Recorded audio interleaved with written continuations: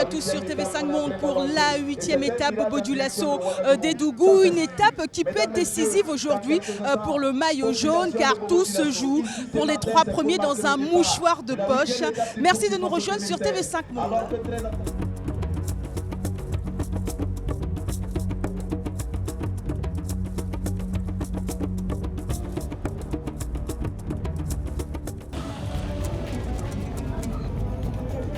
Ce matin, à Bobo Dioulasso, 65 coureurs sont au rendez-vous du départ de cette 8e étape, direction des Dougous. Au milieu de ces 65 coureurs, il y a les cyclistes de l'équipe mixte Belgique-Koudougou. 3 coureurs belges, 3 coureurs burkinabés, dont c'est le premier Faso. Une équipe qui paraît improbable comme ça, et pourtant... Celui-là, c'est notre chouchou. C'est vrai? Bien Vendée. Il m'appelle papa. Pourquoi c'est votre chouchou? Eh bien, c'est lui l'animateur de l'équipe. C'est lui qui rigole toujours. Les autres 2 garçons sont très braves, mais ils sont assez timides. Lui, il est grand animateur. Il sait même des trucs avec son corps comme personne d'autre. Et oui, depuis le début du tour, ils animent la course, ils sont de toutes les échappées, même pas impressionnés par cette première dans la cour des grands. Les grands, justement, avec le maillot jaune, Harouna Ilboudo, le Burkinabé qui surveille de très près, l'équipe de France, puisque le Français Vincent Grachik n'a que 2 secondes de retard au classement général. Sans oublier ces redoutables Érythréens. C'est un tour à rebondissement, comme vous le savez, mais il va y avoir des échappées. Il va falloir que des coureurs se mettent dedans. Et bien entendu, je crois que le tour n'est pas perdu pour les Burkinabés, mais il n'est pas gagné non plus, étant donné qu'il y a les Français avec Grachik qui est là, et surtout, je dis bien, les Érythréens qui n'ont pas dit leur dernier mot.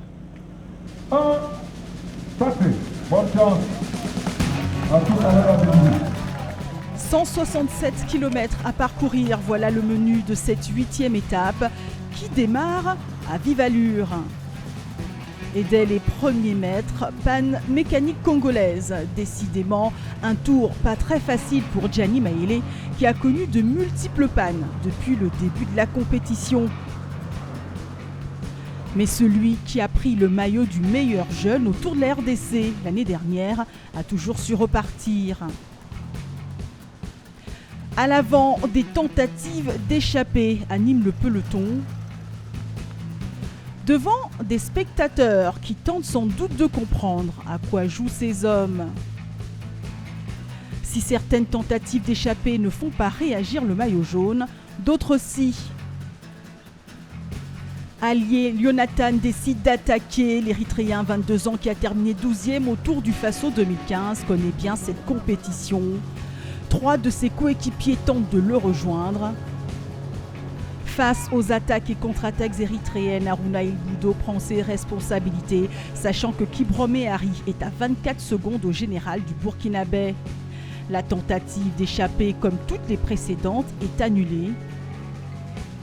Peloton à nouveau groupé, mais très étiré dans une région connue pour sa production de coton. Et puis 9 hommes sortent du peloton dans le groupe de tête, pas de danger pour le maillot jaune, sachant que le mieux classé au général est hollandais. Arjen Hoffman a plus de 2 minutes du leader. Les échappés ont du mal à s'entendre. Le maillot de l'équité algérien Mehdi Hamza est obligé de demander que certains prennent les relais.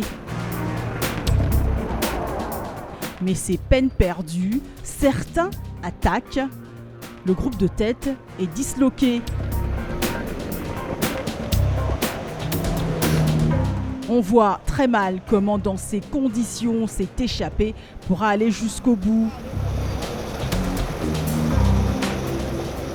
Les 9 hommes de tête vont d'ailleurs commencer à perdre du temps. Après avoir pris 1 minute 20 secondes sur le peloton, ils en sont désormais à 50 secondes.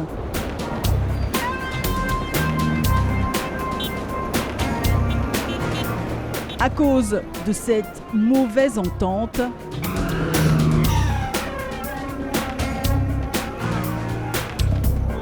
les 9 hommes de tête voient arriver derrière le peloton qui fait la jonction avant le premier sprint intermédiaire à Bécouy.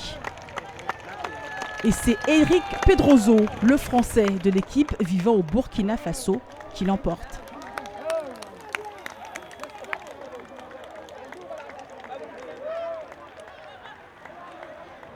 À l'approche de Dédougou, le peloton est groupé.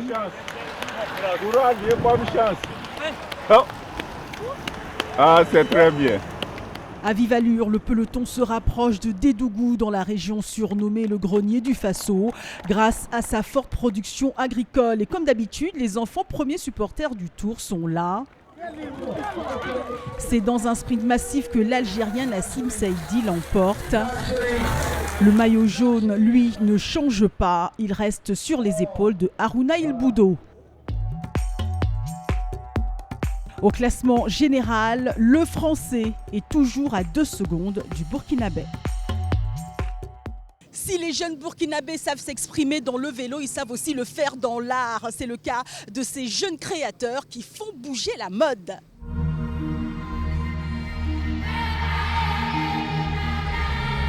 La particularité au Burkina Faso, c'est que les couturiers utilisent les tissus locaux appelés Faso d'Anfani dans toute leur conception, que ce soit en costume, en chemiserie ou en tenue d'âme.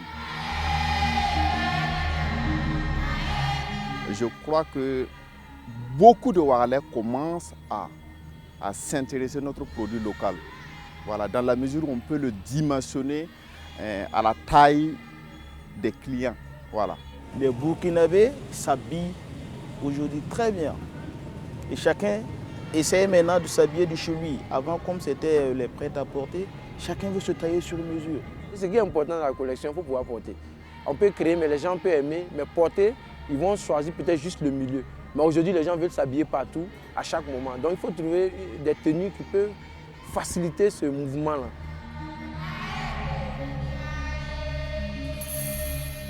Les motifs d'inspiration, c'est les motifs africains qui m'inspirent beaucoup. Et puis les coupes européennes. Voilà. Donc on additionne les deux et c'est ce qui fait notre style aussi.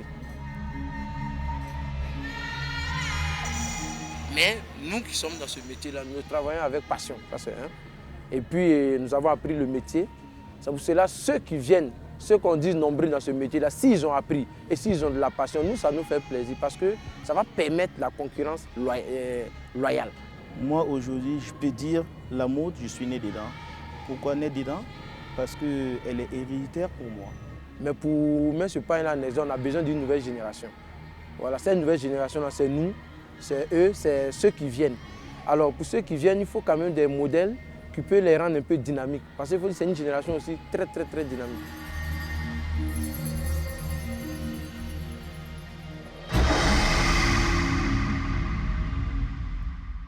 Voilà, fin de cette 8e étape. La suite du Tour du Faso, c'est bien évidemment sur tv5monde.com, mais également sur notre compte Twitter. À demain, salut.